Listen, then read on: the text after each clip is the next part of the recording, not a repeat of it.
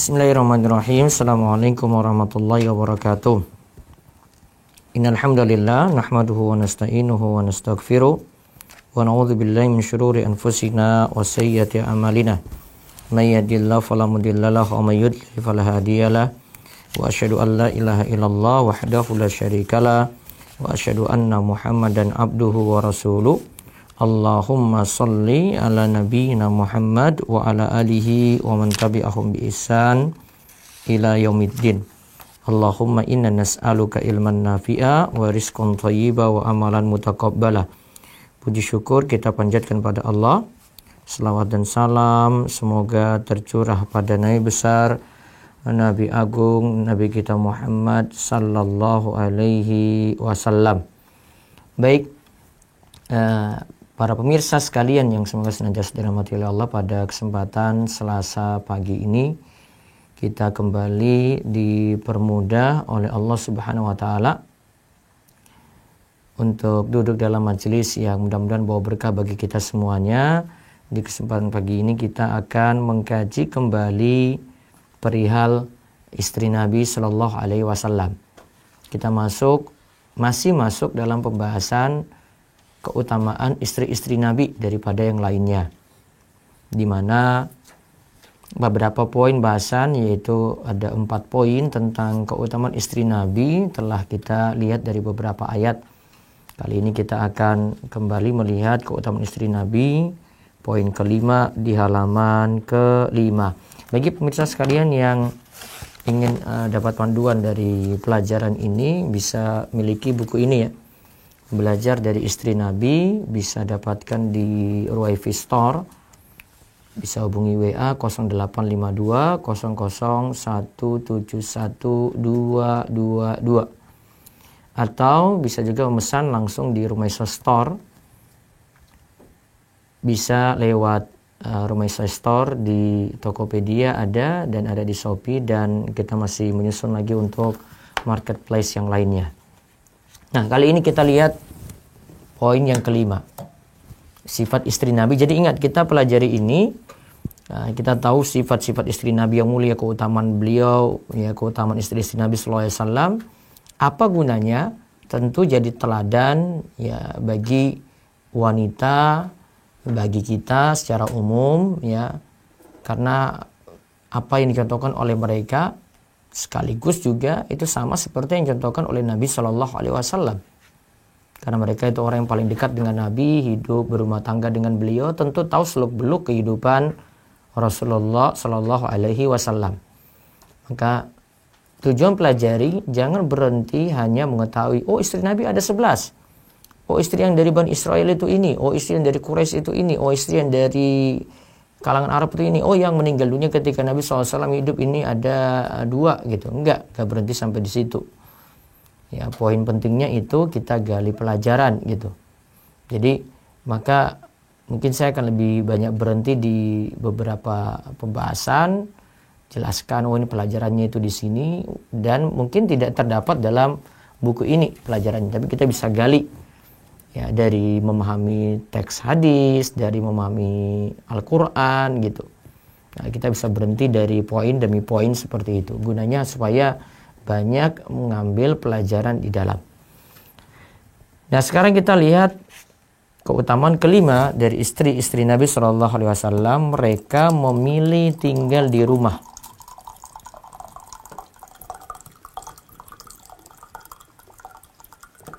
Dan semangat menyebarkan ilmu.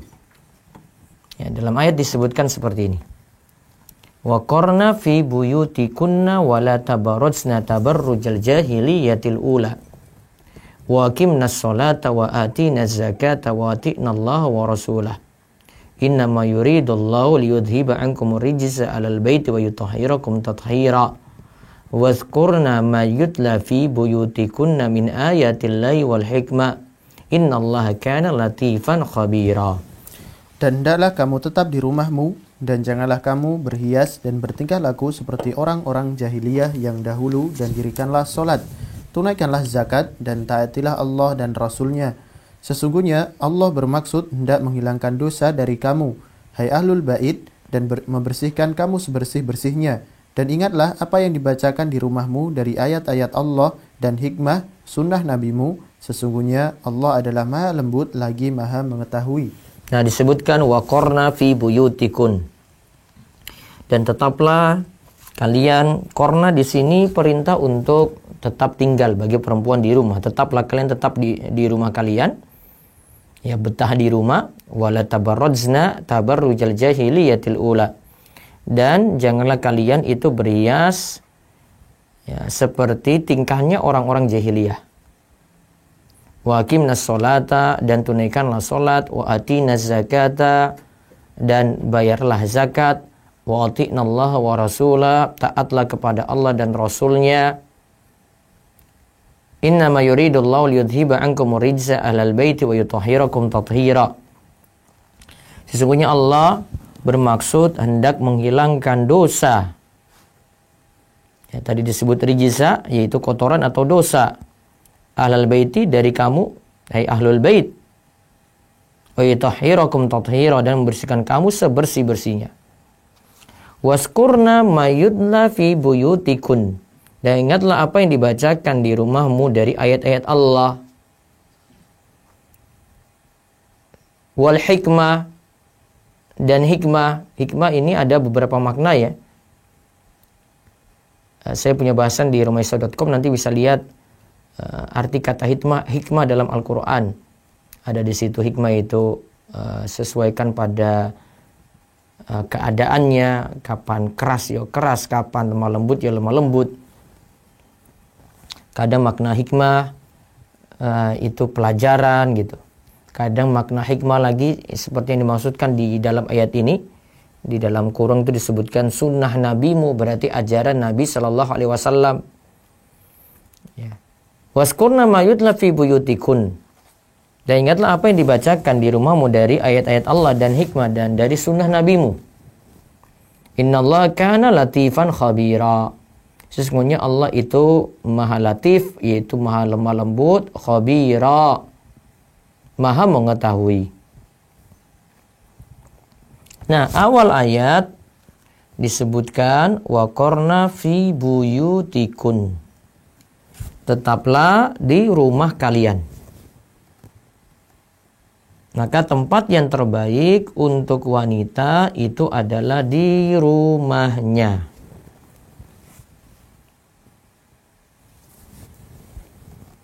Nah, di sini coba perhatikan Ibnu Katsir rahimahullah itu mengatakan tentang ayat waqarna fi buyutikun. Ibnu Katsir menafsirkan ayat ini, janganlah wanita keluar rumah kecuali ada hajat.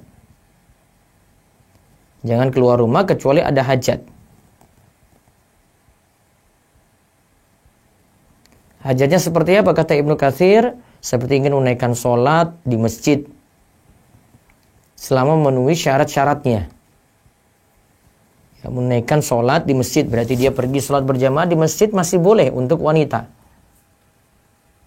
Namun dengan apa di sini? Memenuhi syarat-syaratnya. Ada aturan-aturannya jamaah. Jadi ibu-ibu, ya para muslimah, ummahat boleh pergi berjamaah di masjid. Yang penting syarat-syarat dipenuhi. Dan ayat ini katakan itu hajat, termasuk hajat gitu ya. Boleh keluar tapi kalau ada hajat saja, hajat yang penting. Ya, namun tempat yang terbaik untuk wanita adalah di rumahnya. Ibnu Katsir tadi katakan janganlah wanita itu keluar rumah, maka asalnya memang dia di dalam rumah.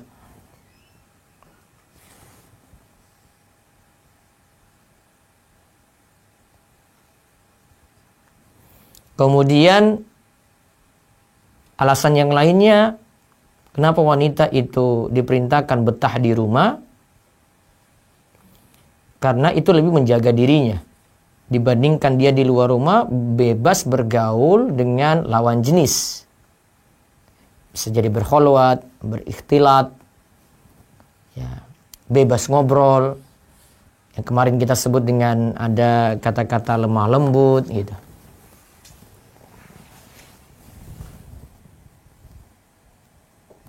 Dan dalam surat An-Nisa ayat 34 disebutkan fas-salihatu qanitatun hafizatun lil ghaibi bima hafizallah. wanita yang soleh itu yang taat kepada Allah, hafizat lil ghaibi, lagi memelihara diri mereka ketika suaminya tidak ada. Kata Imam At-Tabari dalam kitab tafsirnya, Ibnu Jarir At-Tabari, wanita tersebut menjaga diri ketika tidak ada suaminya. Jadi kalau ada tamu yang datang, terutama tamu laki-laki, dia tidak persilakan masuk dalam rumah.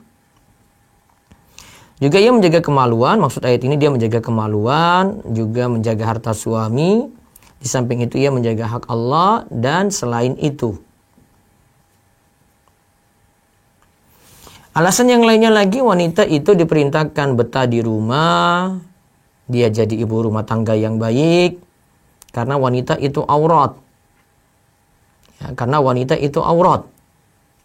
Nabi SAW itu katakan, innal mar'ata auratun, wanita itu aurat. Wa innaha idza kharajat min baitiha istashrafaha asyaitanu. Jika wanita itu keluar rumah, setan itu akan menyambutnya. Fatakul, kemudian dia mengatakan, setan itu akan mengatakan, ma ra'ani ahadun illa ajabathu. Kemudian wanita itu akan mengatakan,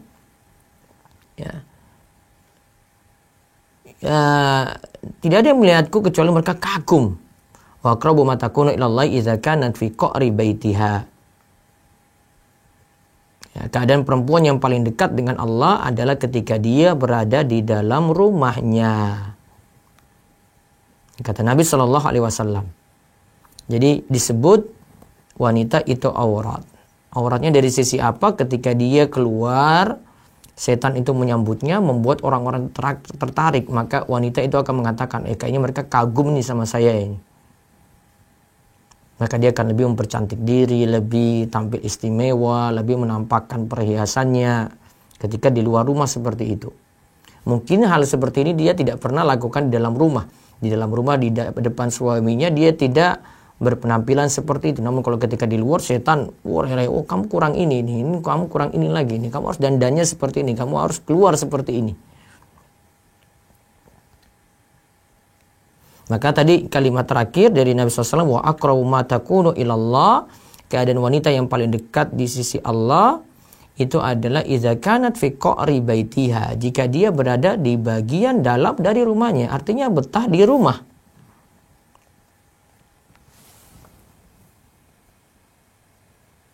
Itu alasan-alasannya ya kenapa wanita itu diperintahkan ya di rumah. Tadi ini perintah ayat. Kemudian itu dikatakan wanita yang soleha karena dia lebih menjaga diri dari bergaul dengan lawan jenis. Kemudian dia betah di rumah, di sini tujuannya jadi ibu rumah tangga yang baik, karena kalau keluar rumah dia jadi dipandang orang, dia pingin jadi tampil istimewa, dandan cantik, dandan menor dan seterusnya. Maka dibolehkan wanita itu bekerja namun dengan syarat. Nah itu. Kalau kita lihat dari penjelasan para ulama seperti Syekh Shalih bin Fauzan bin Abdillah Al-Fauzan, syarat wanita boleh bekerja di luar rumah itu adalah ada beberapa syarat berikut. Beliau sebutkan dalam kitab beliau Tambihat ala Ahkam Takhtas bil Mu'minat. Pertama, pekerjaan yang ia tempuh tadi itu adalah pekerjaan yang ia butuhkan atau pekerjaan yang dibutuhkan masyarakat. Intinya tidak mungkin tergantikan oleh laki-laki. Ya, jadi guru untuk para wanita misalnya, jadi perawat, ya, jadi bidan, jadi dokter kandungan. Ya, ada beberapa bidang spesial wanita saja yang bisa kerjain, yang laki-laki nggak bisa gitu. Ini memang bidangnya wanita. Syarat yang kedua, bekerja di luar rumah dilakukan setelah pekerjaan pokok di rumah selesai. Pekerjaan pokok di rumah itu beres. Yang ketiga, pekerjaan dilakukan berada di lingkungan para wanita. Pekerjaan yang dilakukan itu berada di lingkungan para wanita. Jadi jauh dari interaksi dengan pria, ya tidak sampai dua-duaan berkholwat, tidak sampai ikhtilat. Jadi di lingkungan wanita tadi ada di murid-murid perempuan yang dia ajarkan atau dia merawat pasien perempuan gitu. Ini bisa ditempuh oleh para wanita. Jadi 3 syarat di sini ya. Dari sisi pekerjaannya memang dibutuhkan untuk tidak mungkin tergantikan oleh laki-laki. Kemudian yang kedua dari sisi bekerjanya itu pekerjaan rumah sudah beres terlebih dahulu ya. Kemudian yang ketiga, pekerjaan dilakukan berada di lingkungan para wanita, tidak interaksi banyak dengan laki-laki. Nah, intinya kita balik ke ayat tadi, ini perintah wanita tinggal di rumah itu lebih maslahat untuk dirinya. Kemudian wala tabarrujna tabarrujal jahiliyatil ula. Jangan dia tabarruj. Apa maksud tabarruj di sini? Ini saya sebutkan qaul ulama lagi tentang tabarruj.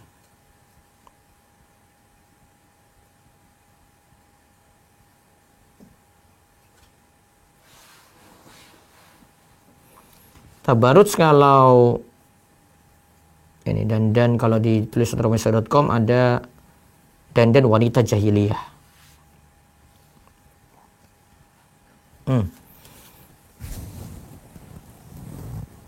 Tadi dimaksud dengan tabarruj seperti tingkah laku orang jahiliyah itu adalah jika seorang wanita keluar di hadapan laki-laki. Jadi makna pertama, dia keluar di hadapan laki-laki. Ini kata Imam Mujahid. Kemudian ada perkataan yang lainnya, Maqatil bin Hayyan, itu katakan yang dimaksud dia berhias diri adalah wanita itu memakai khimar, kerudung di kepalanya, namun tidak menutupinya dengan sempurna. Di sini dikatakan sampai masih terlihat kalung, anting, dan lehernya. Nah, inilah yang dimaksud dengan tabarruj ala jahiliyah.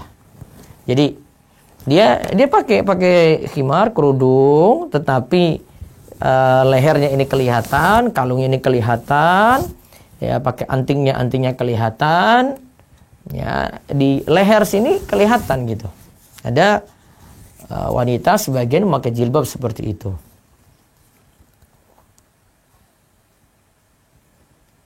Ada lagi kata Syekh Dr. Shalih Al-Fauzan, ini lebih makna kontemporer lagi. Dia katakan dalam Syarah Masail Al-Jahiliyah, beliau katakan yang dimaksud dandan ala jahiliyah adalah menampakkan perhiasan di berbagai pusat perbelanjaan.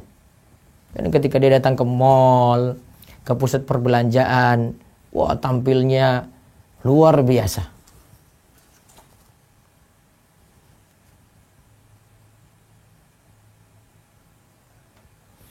Nah, tadi dikatakan jahiliyah. Kenapa kok disebut tabarrujna tabarrujal jahiliyah? Kata Syekh Shalih bin Abdul Aziz Al-Syekh, pengertian jahiliyah itu adalah segala ajaran sebelum Rasulullah Sallallahu Alaihi Wasallam diutus yang menyelisih ajaran para rasul atau menyelisih ajaran yang benar.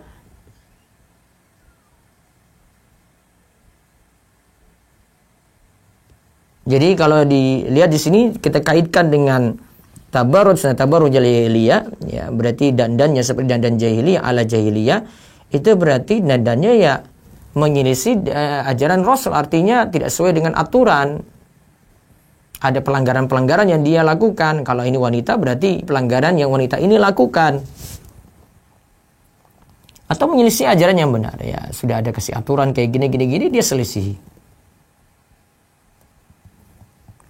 Nah, itu tabarrujna tabarrujal jahiliyatil ula. Terus yang ketiga di sini dikatakan wa aqimnas shalah. Hendaklah wanita itu mendirikan salat. Ya, salat wanita terbaik itu di rumahnya. Bahkan di rumahnya itu lebih baik daripada dia di masjid. dari ruang tamunya dibandingkan dalam kamarnya, lebih baik paling dalam lagi dalam kamarnya. Ummu Salamah katakan Rasulullah Shallallahu Alaihi Wasallam bersabda, khairu masajidin nisa qa'ru buyutihin. Sebaik-baik tempat bagi perempuan untuk dia itu sholat, atau kita katakan sebaik-baik masjid bagi para wanita adalah di bagian dalam rumah mereka. Jadi paling dalam, paling bagus. Saya ceritakan di sini hadis yang renungan luar biasa bagaimana semangatnya para sahabat wanita di masa silam untuk sholat bersama Nabi Shallallahu Alaihi Wasallam. Mereka ingin sholat di Masjid Nabawi, mereka ingin sholat di belakang Nabi, jadi jamaahnya Nabi loh ini. Dan ini di tempat yang mulia, masjid yang pahalanya 1000 kali dibandingkan masjid yang lain, kecuali Masjidil Haram. Ada namanya Ummu Humaid, itu mendatangi Nabi SAW, kemudian katakan pada Rasul, wahai Rasulullah, saya sangat ingin sekali sholat berjamaah bersamamu. Lantas beliau Shallallahu Alaihi Wasallam itu mengatakan, qad alimtu annaki tuhibbina sholata ma'i, wa sholatuki fi baitiki khairun laki min sholatiki fi hujratik. Aku tahu engkau memang benar-benar ingin sekali sholat bersamaku, namun sholatmu di rumahmu lebih baik daripada sholatmu itu di baitmu. Ya, baitmu itu ya rumahmu lebih utama daripada, yaitu di dalam kamarmu itu lebih utama daripada sholat di ruang tengahmu. Ruang tengah itu namanya hujra di sini. Wa sholatuki fi hujratuki khairun min sholatiki fi dariki. Sholatmu di ruang tengahmu lebih baik daripada sholatmu di ruang depanmu. Karena makin keluar kan orang makin lihat gitu. Wa sholatuki fi dariki khairun laki min sholatuki fi min sholatiki fi masjidi qaumiki. Dan sholatmu itu di ruang depanmu tadi itu masih lebih baik daripada sholatmu itu di masjid kaummu. Wa sholatuki fi masjidi qaumiki khairun laki min sholatiki fi masjidi. Dan sholatmu di masjid kaummu itu lebih baik daripada sholatmu di masjidku ini. Artinya ya makin tersembunyi, makin tidak tampak, ya, sholat wanita tadi makin bagus bagi dia. Namun seperti tadi dikatakan oleh Ibnu Katsir ketika bahas tadi ya, waqarna fi buyutikun, tetaplah di rumah kalian, boleh keluar rumah kecuali ada hajat ya. Nah ini menunjukkan termasuk hajat tadi sholat berjamaah. Maka tetap sholat berjamaah bagi wanita juga dibolehkan. Ingat ya, kalimatnya boleh, bukan sunnah, bukan wajib. Artinya boleh sekali-sekali dia pergi ke masjid. Laki-laki atau suaminya tidak boleh larang. Dari Salim bin Abdullah bin Umar, bahwasanya Abdullah bin Umar itu berkata, aku mendengar Rasulullah SAW itu bersabda, la tamna'u nisa'akumul masjida, la tamna'ul nisa'akumul masajida, iza sta'zannakum ilaiha. Janganlah kalian menghalangi istri-istri kalian untuk ke masjid. Jadi jangan halangi istri-istri kalian untuk ke masjid. Jika mereka minta izin pada kalian, maka izinkanlah. Apalagi ini nggak terlalu jauh gitu, cuma masjid ya 50 meter saja. Apalagi suami temani juga gitu.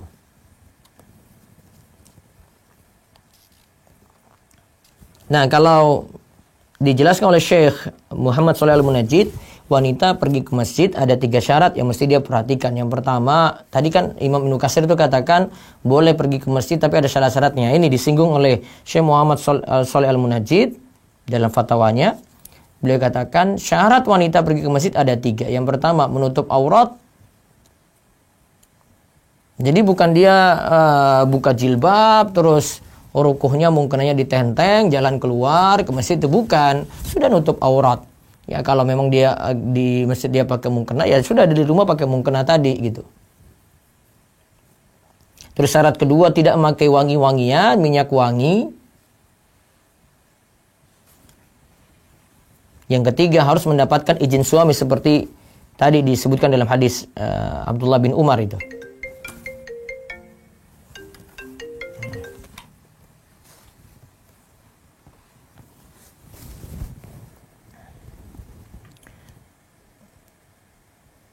Jadi ada 3 syarat tadi ya, menutup aurat, tidak memakai minyak wangi, ya, harus mendapatkan izin suami. Nah, di sini lihat tadi kenapa tidak memakai minyak wangi ketika keluar rumah? Ayyuma imra'atin ista'tarat famarat ala qaumin liyajidu min raihiha fa hiya zaniyatun.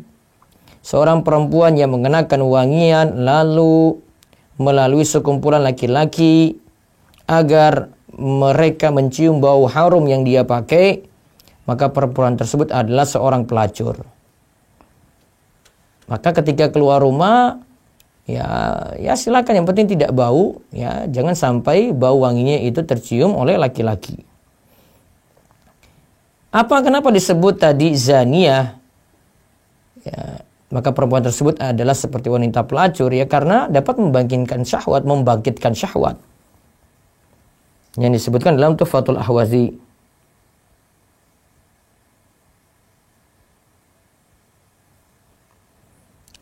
Dan kalau kita bahas sholat tadi, apakah wanita akan mendapatkan pahala sholat berjamaah yaitu 27 derajat ketika dia itu pergi ke masjid? Al-Hafidz Ibnu Rajab dalam Fathul Bari itu menyatakan bahwa hadis sholat laki-laki dengan berjamaah akan dilipat gandakan, menunjukkan bahwa sholat wanita tidak dilipat gandakan ketika dilakukan secara berjamaah. Karena sholat wanita di rumahnya lebih baik dan lebih afdal.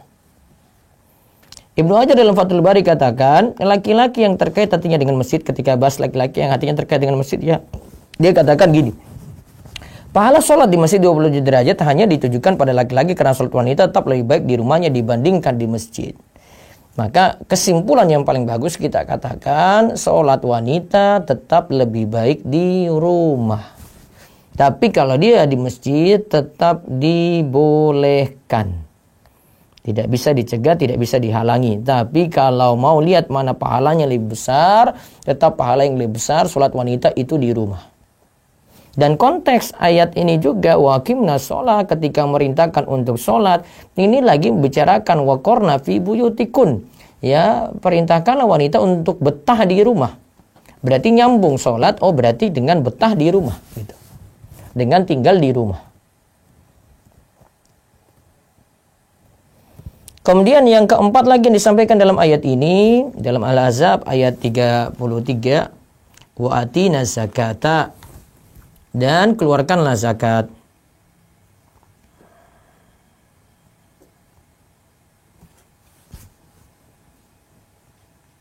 Ya, wa atina zakata, dan keluarkanlah zakat. Kalau ini perintahnya, ini wa'atina zakah. Ini perintahnya ini untuk perempuan. Berarti sebagai wanita juga kalau punya kelebihan harta ada dikenakan zakat. Jadi jangan ibu-ibu, para istri nganggap zakat itu dari suami saja. Bukan. Seandainya ibu punya harta sendiri, istri punya harta sendiri, maka dia keluarkan dari hartanya itu.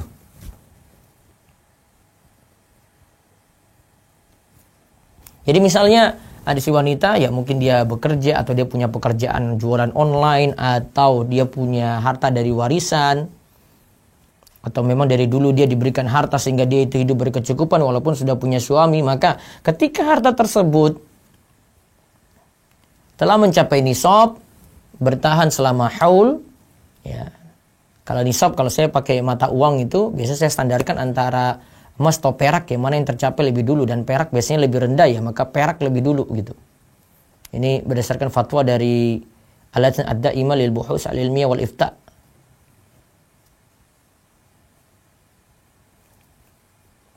Jadi si wanita kalau memang tercapai nisab antara emas atau perak tadi sudah tercapai, nisab emas itu 85 gram emas, nisab perak itu 595 gram perak, maka sudah dia keluarkan zakatnya.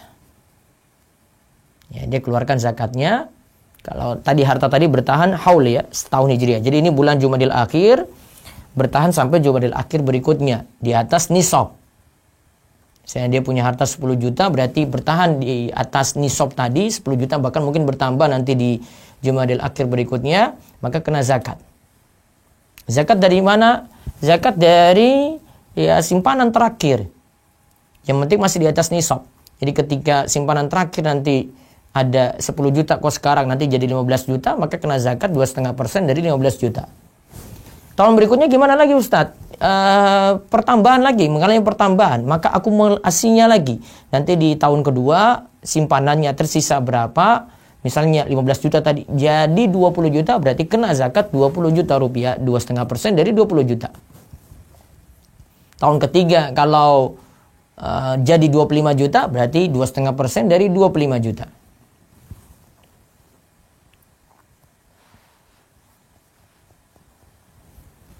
Jadi ada perintah untuk sholat, perintah untuk keluarkan zakat. Kemudian wa'atinallaha wa rasulah, taatlah kepada Allah dan Rasulnya. Disuruh taat kepada Allah dan Rasul. Wanita juga demikian.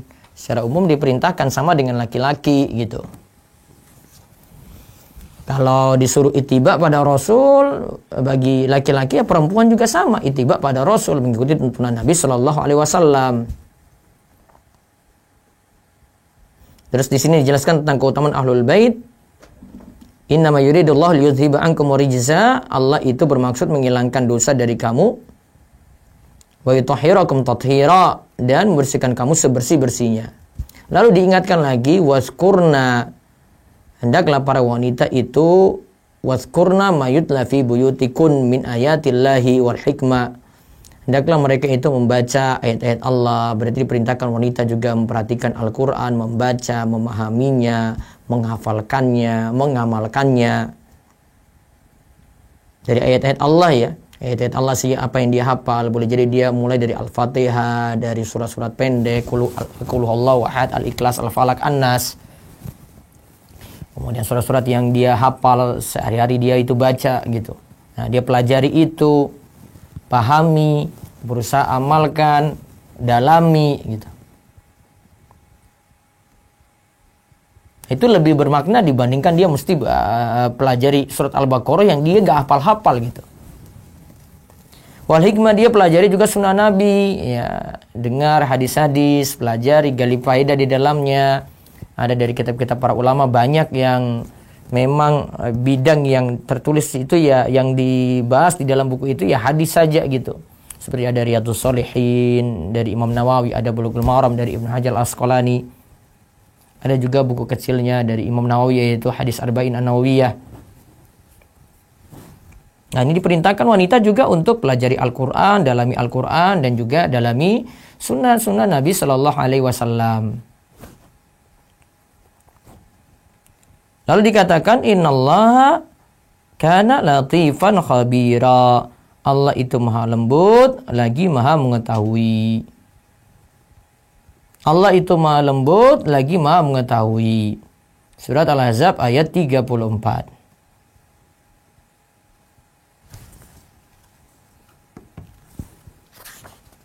Jadi kesimpulannya dari ayat ini kayaknya pertemuan ini saya bahas satu ayat ini saja. Langsung saya buka tanya jawab dulu. Ya, yaitu tetap diam di rumah, betah di rumah, hindari dandan ala jahiliyah. Tadi dandannya kesimpulannya itu dandan yang buka-buka aurat ya. Kemudian tetap mendirikan sholat terbaik bagi wanita itu di rumah. Kemudian keempat, kalau punya harta berlebih bagi si wanita itu sendiri, tunaikan zakat. Ya, tergantung hartanya apa ya. Kalau emas 2,5%, kalau punya simpanan perak 2,5%, kalau punya harta dagangan itu 2,5%. Kemudian yang kelima secara umum taat kepada Allah dan Rasul. Kemudian perhatikan ya, baca, pelajari Al-Quran dan Sunnah Nabi Sallallahu Alaihi Wasallam. 6 hal yang disebutkan dalam surat Al-Ahzab ayat 33 sampai 34. Nah, itu kaitannya dengan istri Nabi apa? Mereka jalani ini semua gitu. Istri Nabi lebih betah di rumah. Kemudian istri-istri Nabi itu mereka berusaha untuk tidak dandan seperti dandan jahiliyah. Istri-istri Nabi tunaikan sholat di rumah juga. Bahkan nanti ada, kita lihat dia minta juga ada musolahnya di rumahnya gitu. Mereka juga keluarkan zakat ketika punya kelebihan harta seperti itu. Dan mereka benar-benar taat pada Allah dan Rasul. Kemarin kita ada lihat sifat dari istri Nabi itu ketika disuruh untuk memilih cerai terus dapat dunia atau milih dengan Rasul, kemudian dengan hidup apa adanya, mereka milih taat pada Rasul. Kemudian mereka rajin mempelajari juga kitab Allah dan sunnah Nabi Sallallahu Alaihi Wasallam. Wallahu alam bisawab. Ya, kami selanjutnya monggo jika ada yang bertanya kami persilahkan.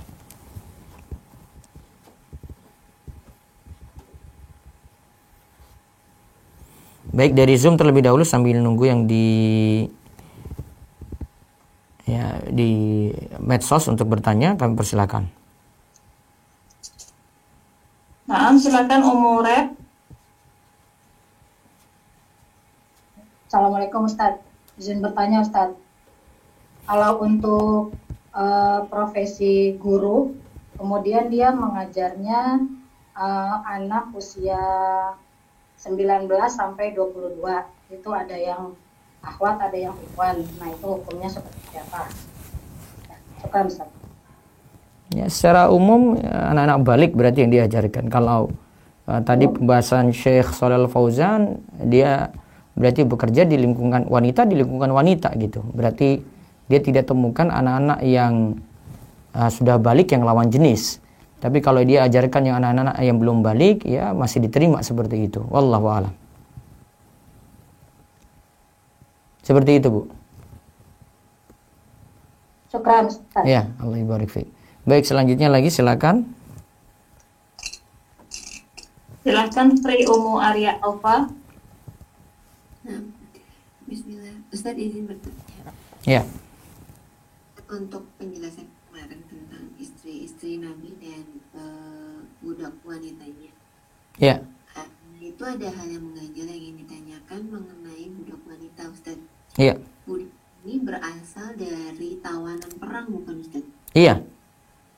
Oh, nah. Lalu bagaimana jika karena kan di status budak itu seperti barang yang dimiliki, dia tidak punya kayak nggak punya hak untuk mengatakan tidak gitu, dia harus nurut aja sama yang pemiliknya. Termasuk ketika dia diperlakukan seperti istri gitu. Kalau dia punya suami gimana ya, Ustaz? Nggak mungkin. Ya itu tawanan ya sudah tidak punya status dengan suaminya lagi dong. Oh, jadi ketika dia menjadi tawanan walaupun suaminya ada kalah perang, dia ya itu biasanya yang gugur-gugur gitu. Iya, yang gugur-gugur di medan perang suaminya. Nah, itu diambil. Oh gitu. Karena ada beberapa kisah yang ada pernah dengar gitu. Itu budak itu punya suami gitu. Jadi anak bingung jadi. Budak itu memang punya suami. Dia mungkin tidak dengan majikannya, tapi dia dengan suaminya seperti Bariroh. Bariroh itu dia punya suami. Kisahnya dia dimerdekakan oleh Aisyah sehingga statusnya dia dengan suaminya masih lanjut atau enggak. Aturannya ketika budak itu sudah merdeka, dia punya pilihan mau lanjut dengan suami atau pisah. Suaminya budak juga. Kalau yang statusnya budak punya suami itu berarti dia tidak tinggal dengan majikan ya, Ustaz? Maksudnya begitu? Ya dia dengan sesama budak kalau begitu. Oh. Gitu. Sama-sama tawanan perang. Sama-sama tawanan suami perang. Yang memang sebelum ketika dia merdeka gitu. Bukan. Itu saja, Ustaz. Ya. Ya, baik, silakan lagi. Silakan Umu RR.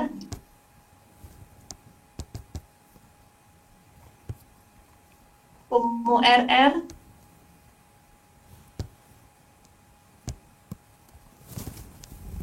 Umu RR silakan.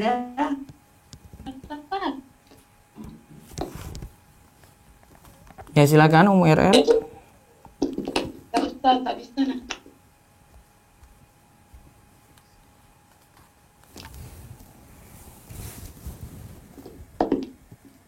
Gak mau. Halo, silakan Umu RR.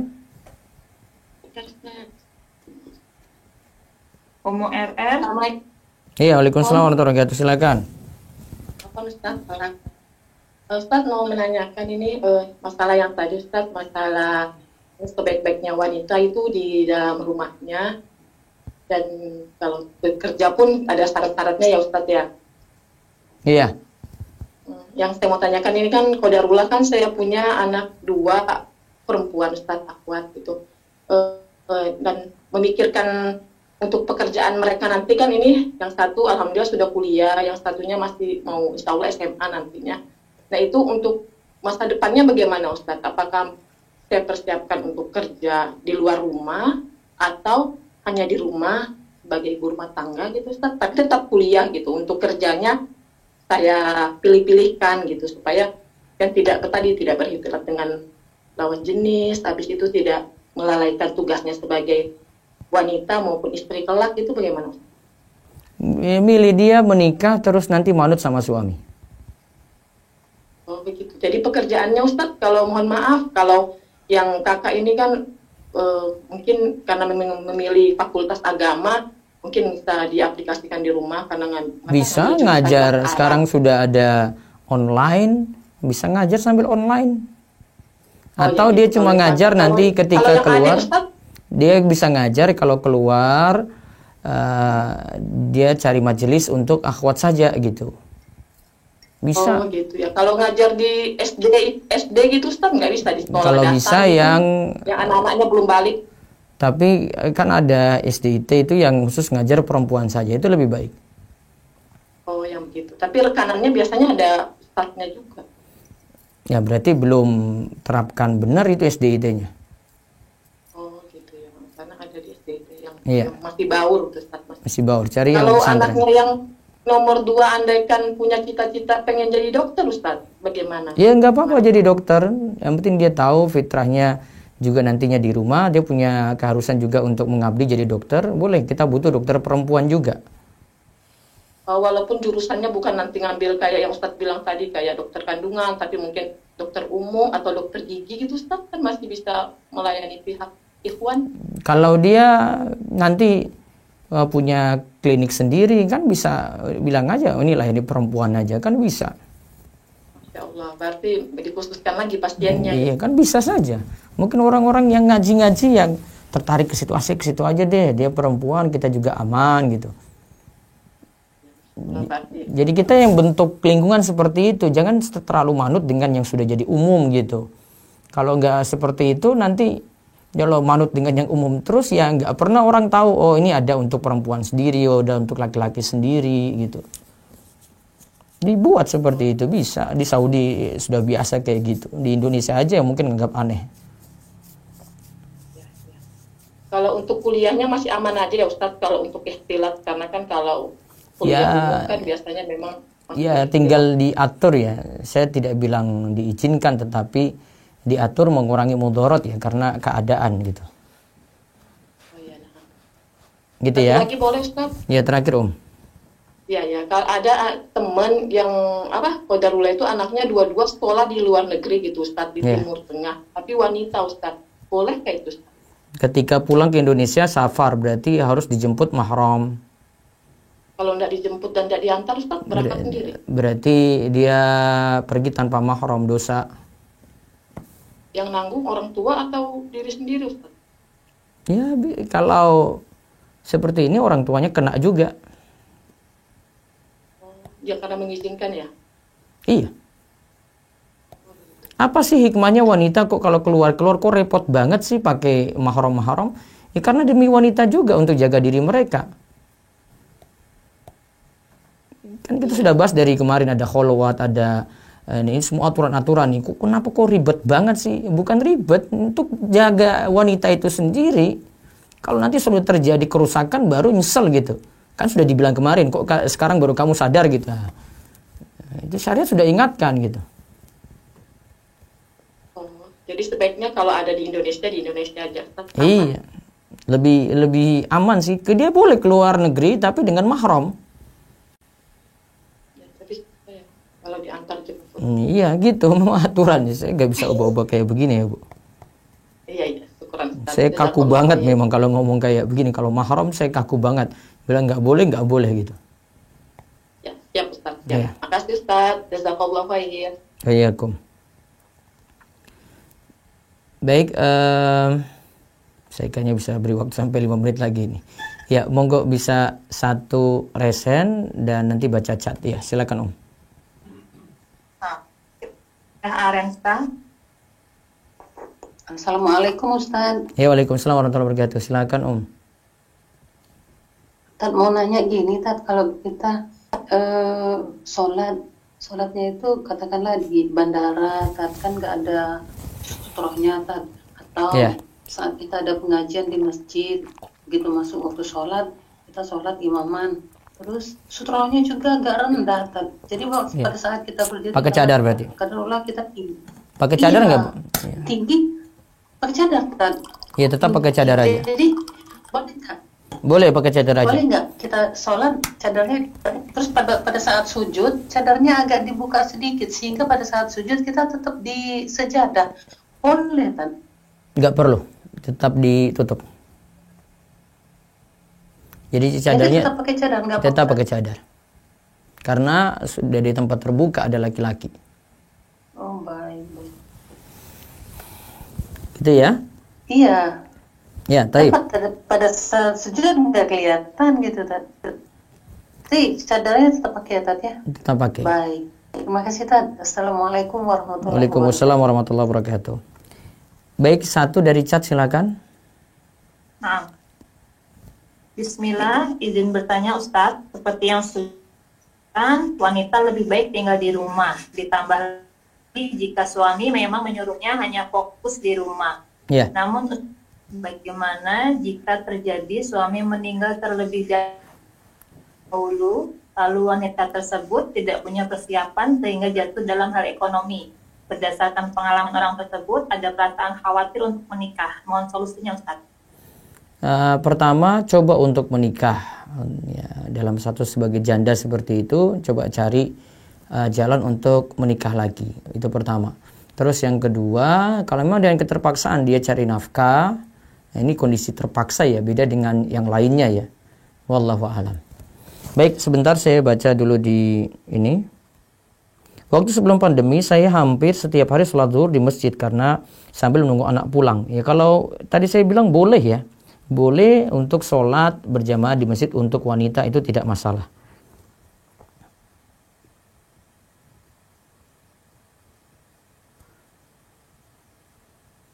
Ustadz, bagaimana menasihati istri yang sudah bagus betah di rumah tapi malah suka nonton drakor? Nah, ini yang masalah.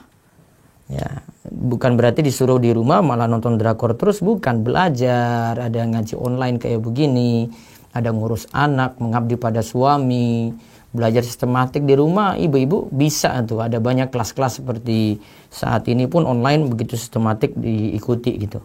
Jadi jangan malah sibukkan waktu dengan nonton drakor. Kemudian satu dari resen terakhir silakan. Silakan dari Halo, Assalamualaikum. Ya, waalaikumsalam warahmatullahi wabarakatuh. Ustadz, izin minta saran. Jadi saya itu sebenarnya saya single, saya suka di rumah. Nah, ada hal yang saya aktivitasnya kerja, ngajar. Nah, saya lagi fokus juga di organisasi kayak minta bantuan kajian kayak gitu. Nah, yang minta bantuan kajian ini membutuhkan waktu lebih kan, jadi saya akan sering keluar rumah. Apakah itu lebih baik atau saya terima atau enggak ya Pak Ustadz? Terima kasih. Single ya? Single Ustadz. Terus nggak ada ngurus apa-apa di rumah yang wajib? Iya, bapak saya tidak ada di rumah, mama saya udah meninggal, saya sendiri. Nggak mau nikah? Insya Allah mau Ustadz, hanya aja belum ada jodohnya Ustadz. Selama bisa menjaga diri di luar rumah boleh.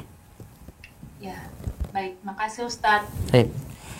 Saya mohon maaf hari ini saya tidak terlalu lama karena mau layat dulu, ada rekan yang ini darurat. Jadi saya mohon maaf, besok kalau ada yang belum saya jawab hari ini bisa tanyakan besok pagi untuk materi-materi atau permasalahan yang ingin ditanyakan. Demikian kami cukupkan dulu. Subhanakallahumma bihamdika asyhadu an la ilaha illa anta astaghfiruka wa atubu ilaik. Assalamualaikum warahmatullahi wabarakatuh.